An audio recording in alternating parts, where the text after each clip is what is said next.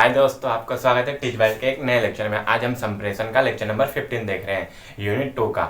आज जैसे कि पिछले वीडियो में हमने कहाँ पे छोड़ा था, तो क्षमता मॉडल बताना था, ये बोल के छोड़ा था। उससे पहले आप लेक्चर नंबर 14 नहीं देखे हैं तो आपको लेक्चर नंबर 15 नहीं समझ में आएगा। इससे पहले आप जाके लेक्चर नंबर 14 देख लें। चलिए आज हम लेक्चर नंबर 15 देखते हैं। क्या बुद्धिमत्ता हम पढ़ रहे थे, भावनात्मक बुद्धिमत्ता, उसमें 3 मॉडल प्रतिपादित हुए थे। मतलब 3 मॉडल के आधार पर भावनात्मक बुद्धिमत्ता को समझ सकते हैं। उसमें से पहला मॉडल हम लोगों ने देख लिया था, जो कि क्या था, क्षमता मॉडल, जिसको किसने, तो सेल्वी और मेयर दोनों ने मिल के प्रतिपादित किया था। कब? 2001 में।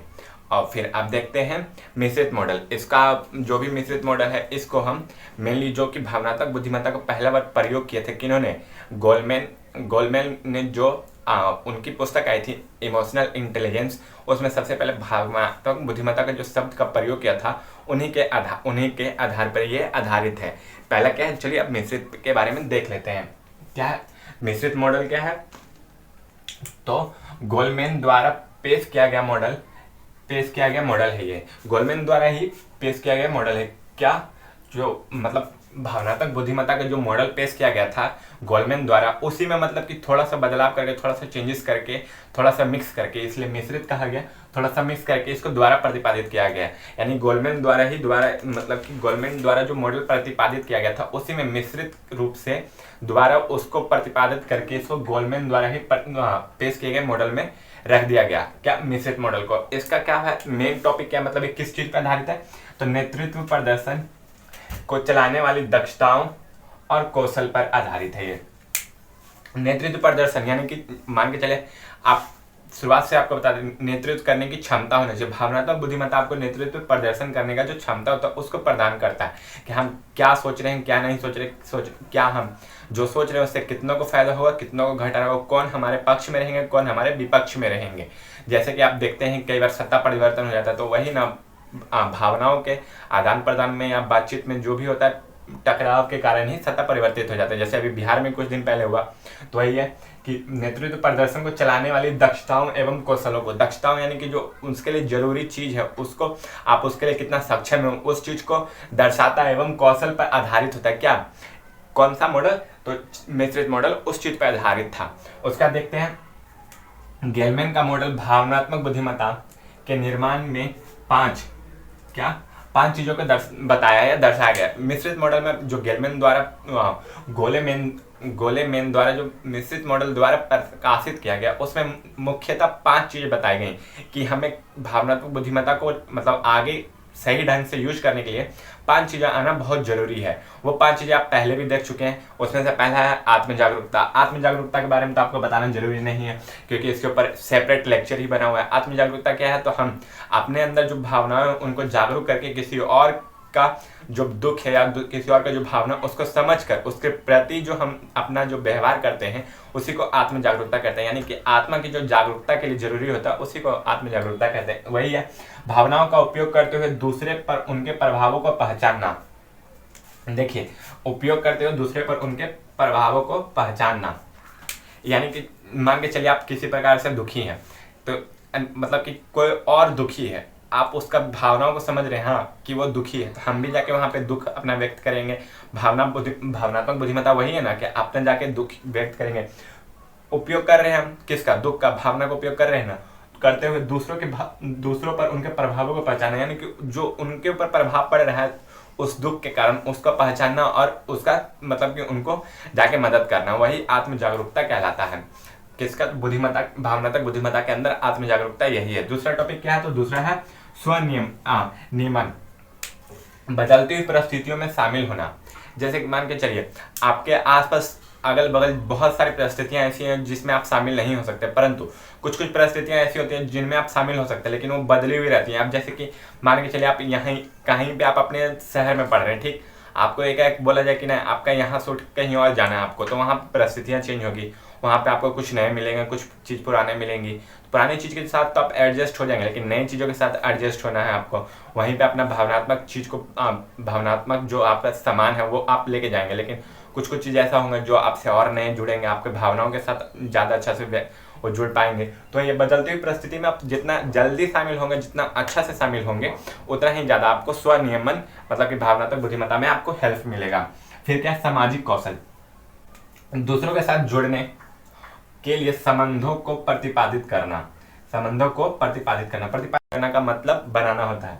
दूसरों के साथ जुड़ने मतलब किसी के साथ भी हम जुड़ने के लिए या उनसे संबंध बनाने के लिए हमको समाज कौशल आना जरूरी है, सामाजिक कौशल आना जरूरी है। सामाजिक कौशल यानी कि हम किस प्रकार समाज में अपने व्यवहार रख रहे हैं, उठ रहे हैं, बैठ रहे हैं, किस प्रकार हमारा उनके मन में हमारा चरित्र यानी कि जो हमारा कैरेक्टर है वो कैसा बना हुआ है, अच्छा है, बुरा है।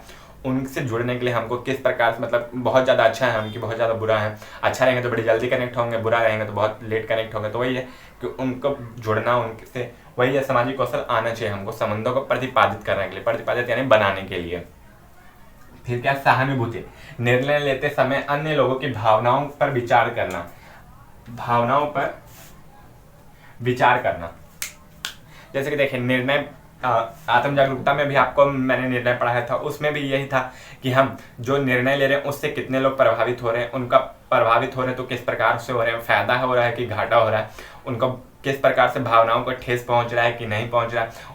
वही हमको यहाँ पे देखना चाहिए, उनके भावनाओं को समझना चाहिए, विचार करना चाहिए कि हाँ जो हम निर्णय ले रहे हैं किसी के भी प्रति वो चीज़ फायदेमंद है कि नुकसान है। उनके भावनाओं से हम जुड़ना चाहिए, हमको जुड़ जाते हैं तो उनका फायदा नुकसान सब कुछ देख के ही हम डिसीजन लेंगे, हमारा निर्णय लेने की क्षमता वहाँ पे ज़्यादा अच्छा होगा। तो हम जुड़ने के लिए हम किस चीज़ का प्रयोग करेंगे, भावनाओं का, मतलब कि जो भी हम भावनाओं का उसका प्रयोग करेंगे। हम दुख में हैं, कोई हम निर्णय ले रहे हैं कि नहीं इसको कुछ और दुख दे दिया जाए, तो वहाँ पे अच्छा नहीं ना होगा कि हाँ दुखी थे और दुखी करके चल गया। तो वही है कि कुछ ऐसा काम करिए कि दुख में तो थोड़ा सा सुख मतलब कि खुशी मिल जाए। तो वही है उनके भावनाओं से हमको जुड़ने का यानी कि भावनात्मक बुद्धिमत्ता के द्वारा हम उनके भावनाओं से जुड़ते हैं और निर्णय लेते हैं कि उन पर प्रभाव क्या पड़ने वाला है, वो हो गया। फिर प्रेरणा, किसी को प्रेरित करना और स्वयं प्रेरित होते रहना। आप मान के चलिए किसी को प्रेरित कर रहे हैं कि आप ऐसा एज अ मोटिवेटर आप लेक्चर दे रहे हैं, तो किसी को प्रेरित करें कि हाँ आपको वो चीज़ काम करना चाहिए, आपको जो चीज़ अच्छा लगता है ये चीज़ वो सब कुछ प्रेरित कर रहे हैं आप उसको। फिर आप जिससे इंस्पायर हैं आप उससे रेगुलरली इंस्पायर भी होते रहना चाहिए आपको, तभी आपका अंदर ज़्यादा से ज़्यादा चेतना जाग पाएगा, किसी के बारे में सोच पाएंगे, ज़्यादा से ज़्यादा भावनाओं को अपने अंदर डेवलप कर पाएंगे। तो वही है कि आप प्रेरित होते रहना या प्रेरणा करते रहना या प्रेरणा देते रहना या प्रेरित होते रहना, दोनों अलग अलग हो जाता है लेकिन प्रेरणा के अंदर ही आता है दोनों।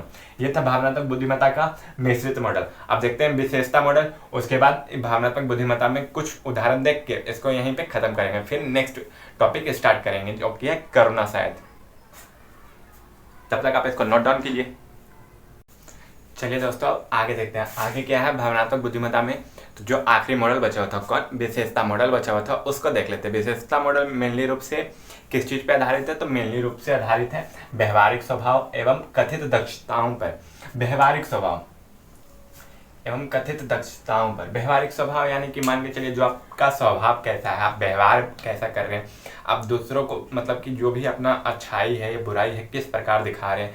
आप कहीं पे जा रहे हैं, आप किसी भी समाज में जा रहे हैं या कहीं पे भी जा रहे हैं, तो वहाँ पे आपका व्यवहार कैसा है, आप कैसा कुशल है या नहीं है, आप कुछ भी कर रहे हैं तो उसमें अपना व्यवहार कैसा दिखा रहे हैं। मान के चलिए ये स्कूल ही है कोई, तो यहाँ पे आप बैठ कैसे रहे हैं, आप यहाँ पे मतलब कि डिसिप्लिन में रहते हैं या नहीं रहते हैं, वही आपका व्यवहारिक स्वभाव हो गया। एवं कथित क्षमताओं यानी कि जो आप बता रहे हैं वो क्षमता आपके अंदर है कि नहीं है, वो आप में है कि नहीं है, वो सब कुछ आप कर पा रहे हैं कि नहीं कर पा रहे हो, वही कथित क्षमताओं को पर आधारित था। क्या, तो विशेषता मॉडल के कुछ अंश मिश्रित मॉडल में भी मिलते हैं और जो मैंने क्षमता मॉडल बताया था उसके भी कुछ अंश मिश्रित मॉडल में मिलते हैं। मेनली रूप से विशेषताओं को मनुष्य के अलग करने के लिए ही विशेषता मॉडल का प्रतिपादित किया गया था। ये कब आया था, तो 2001 में यानी कि 2004 से पहले, यानी कि जो क्षमता मॉडल था उससे पहले आया था ये। इसको प्रदर्शित किसने किया था, तो केवी पेट्रिडस द्वारा। प्रदर्शित किसके द्वारा किया गया था, तो केवी पेट्रिडस द्वारा, नाम याद रखिएगा। बस विशेषता मॉडल में ऐसे जानने का नहीं है, भावनात्मक बुद्धिमत्ता में मॉडल के बारे में ज़्यादा जानना नहीं है आपको, बस थोड़ा सा जानना जिसकी जानकारी आपको मिल गई है। तो अब फिर अब देख लेते हैं भावनात्मक बुद्धिमत्ता है जो उसका उदाहरण क्या क्या है। तो उदाहरण क्या है, दूसरों की भावनाओं को सुनकर सहानुभूति व्यक्त करना। जैसे कि मान के चलिए अभी मैंने बताया था भावनाओं को सुनना और निर्णय लेना, तो वही है कि हम दूसरों की भावनाओं को सुन रहे हैं, ठीक, उसके प्रति हम अपना सहानुभूति रख रहे हैं, उसके अनुसार हम निर्णय ले रहे हैं। तो वही है कि दूसरों की भावनाओं को सुनकर, यानी कि वो दुख में है या सुख में, हम वो सुनकर उनके प्रति सहानुभूति रखते हुए अपने निर्णय को ले रहे हैं। उनको सहानुभूति रखना ही उदाहरण हो गया एक। जैसे कि मान के चलिए आपके यहाँ कुछ हुआ है, आप मतलब कुछ है डिप्रेशन में हैं, हम जाके आपसे हंसी मजाक कर रहे हैं या कुछ नहीं, आप डिप्रेशन में हैं, तो हम ये नहीं बोलेंगे कि हाँ आप ये कर दिया आपने, तुमने ये कर दिया, ये कर दिया, आप और भी ज़्यादा डिप्रेशन में चल जाएगा। नहीं, आपको थोड़ा सा सहानुभूति देंगे कि नहीं भाई सब कुछ ठीक हो जाएगा, सब कुछ सही है, सब कुछ अच्छा हो जाएगा। वही हुआ, भावनाओं को सुनकर या समझ कर या सोच कर, आपके बारे में सुनकर सहानुभूति आपके प्रति हम व्यक्त किए, यही एक उदाहरण हो गया। जैसे उदाहरण हो गया, इसका एक अच्छा उदाहरण ये भी हो सकता है, आप देखिए बोलते हैं ना कि सर हमारे घर में किसी का तबीयत खराब है, या कुछ भी बोलते हैं, आप किसी के पास ही बोलते हैं यार मेरे घर में ये ऐसा कंडीशन, तो तुम्हारे प्रति सहानुभूति, सब ठीक हो जाएगा भाई, सब ठीक हो जाएगा यार। तो वही हुआ कि सहानुभूति व्यक्त कर रहा है। और सच्चा दोस्त तो वही होता है जो आपका दुख में मतलब काम दे, आपको दुख में सहानुभूति दे, आपका मदद करे, वही हुआ। फिर उसका क्या है, अपनी गलती स्वीकार कर, देखो अपनी गलती स्वीकार कर उनसे सीख लेना, जैसे कि मान के चलिए जो भावनात्मक बुद्धिमत्ता व्यक्ति होगा, मतलब परिपूर्ण होगा, उससे वो अपनी गलती स्वीकारेगा कि हाँ ये गलती मैंने किया, और उससे सीखेगा भी कि नहीं इस बार मैंने ऐसा किया तो ये गलती हुआ, तो अगला बार ये चीज़ नहीं करना है हमको, तो ऐसा गलती नहीं होगा। आप ही मान के चलिए आप में थोड़ा सा भावनात्मक बुद्धिमत्ता है, हम सब जानते हैं, हम सब में भावनात्मक बुद्धिमत्ता होती है थोड़ी सी। हम लोग कहीं जाते हैं तो वहाँ पर हम जो गलती करते हैं, नेक्स्ट टाइम जाने के बाद सोचते हैं कि वो गलती हमसे नहीं हो, तो वही है कि अपनी गलती को सीख लेते हैं हम। फिर क्या, नई जानकारी और विचार, देखिए नए जानकारी और विचार को स्वीकार कर उसको अपना लेना। जैसे देखिए हम सब जानते हैं कि 2016 में 8 नवंबर को मोदी जी ने नोटबंदी किया था, ठीक, तो वहाँ नया जानकारी क्या है, नोटबंदी, हम सब एडजस्ट किए, उसको स्वीकारें। तो यही है कि नई जानकारी को हम सब सुने, उसको विचार किए और उसको स्वीकार लिए, उसको अपना लिए। या कोई भी चीज़ होता है, जैसे कि देखिए फंक्शन ही हुआ, कोई फेस्टिवल ही हुआ, तो वहाँ पे आपको कुछ नया पता चलता है, कुछ नया हुआ, या सेमिनार हुआ तो वहाँ पे आपको कुछ नया पता चला, तो आप उसको स्वीकारते हैं कि नहीं सही है, ये चीज़ सही बोला गया है, ये चीज़ सही स्वीकार्य है। तो ये है, या कहीं पे भी जाते हैं आप शिफ्ट ही होते हैं, उदाहरण अभी थोड़ी देर पहले मैंने दिया था कि कहीं आप शिफ्ट ही होते हैं तो वहाँ पे आपको नए नई चीज़ मिलते हैं, उसके अनुरूप आप हो जाते हैं, तो ये आप उसको स्वीकार कर लेते हैं तुरंत ही। दूसरों के असहमति को सहमति में बदलना, जैसे कि देखिए अब भावनात्मक बुद्धिमत्ता आपके अंदर अच्छा है, तो आपको कोई मना कर रहा है, तो आप उसको भावनाओं से, मतलब जो अपने भावनाओं को व्यक्त करके, अपने बातों को व्यक्त करके, अपने मतलब कि जो भी है उसको समझा कर उसकी असहमति को सहमति में बदल सकते हैं। जैसे कि देखिए आपको कोई छुट्टी ही चाहिए, कहीं आप काम कर रहे हैं, वहाँ पे आपको छुट्टी ही चाहिए, आप उसको बोलेंगे, बॉस को अपने बोलेंगे कि सर मुझे छुट्टी चाहिए, ऐसा ऐसा प्रॉब्लम है, उनको मतलब भावनात्मक तौर पे थोड़ा सा इमोशनल करेंगे, तो वही बात, उसको फिर सहमति अपने अनुरूप बदल देंगे। वो पहले मना कर रहे थे, उसके बाद वो अपने आप ही बोलेंगे कि ठीक है अब तुम जा सकते हो, कोई दिक्कत नहीं है, लीव ले सकते हो। तो ये भावनात्मक बुद्धिमत्ता यहाँ पे हुआ। यहाँ पे ये टॉपिक भावनात्मक बुद्धिमत्ता खत्म होता है। इसके आगे का जो टॉपिक है उसको नेक्स्ट वीडियो में सेपरेट कर देते हैं, वरना फिर खिचड़ी हो जाएगा, खचपच हो जाएगा। तो चलिए इसको यहीं ख़त्म करते। तो आप अगर जो आपने लेक्चर नंबर 40 नहीं देखा तो उसको जाकर पहले आप देखें, उसको देखिएगा तभी आपको भावनात्मक बुद्धिमत्ता अच्छा से समझ में आएगा। वहीं से स्टार्ट किया था भावनात्मक बुद्धिमत्ता। भावनात्मक बुद्धिमत्ता क्या है? तो भावनात्मक बुद्धिमत्ता एक ऐसा प्रकार है बुद्धिमत्ता का जिसमें हम अपने अंदर के जो भी हैं भावनाओं को व्यक्त करते हैं, भावनाओं को किस प्रकार व्यक्त करते हैं, दूसरा व्यक्ति उससे किस प्रकार अफेक्टेड होता है, वही बुद्धिमत्ता को सोचते हुए हम जो काम करते हैं वही भावनात्मक बुद्धिमत्ता कहलाता है। फिर देखिए भावनात्मक बुद्धिमत्ता को इंग्लिश में इमोशनल इंटेलिजेंस बोलते हैं, और उसी को फिर संवेगात्मक बुद्धि है उसको भी इंग्लिश में इमोशनल इंटेलिजेंस बोलते हैं। संवेगात्मक बुद्धि में क्या था? तो संवेगात्मक बुद्धि में ऐसा था कि हम जब दूसरे व्यक्तियों के भावनाओं को और संवेगों को सुनकर उसको समझकर उसके प्रति प्रतिक्रिया देते हैं तो उसी को संवेगात्मक बुद्धि बोलते हैं। ठीक, तो संवेगात्मक बुद्धि को सर्वप्रथम कोसेल्वी और मेयर ने सर्वप्रथम संवेगात्मक बुद्धि को सबसे पहले लाया था किसके सामने? दुनिया के सामने। उसके बाद क्या है? तो फिर उसके बाद हमने देखा कि भावनात्मक बुद्धिमत्ता है उसको कौन लेके आया? तो उसको लेके आए थे कौन? तो गोल्डमैन। गोलेमैन जो जिनका मिश्रित मॉडल था, मिश्रित मॉडल उन्हीं पर आधारित था।